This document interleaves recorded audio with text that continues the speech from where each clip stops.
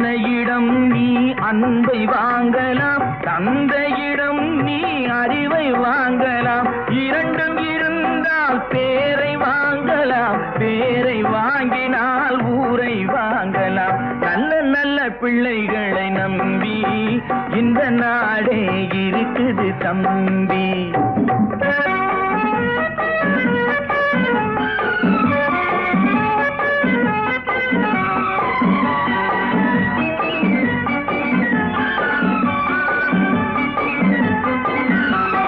கருணை இருந்தால் வள்ளலாகலாம், கடமை இருந்தால் வீரனாகலாம், பொறுமை இருந்தால் மனிதனாகலாம், மூன்றும் இருந்தால் தலைவனாகலாம்.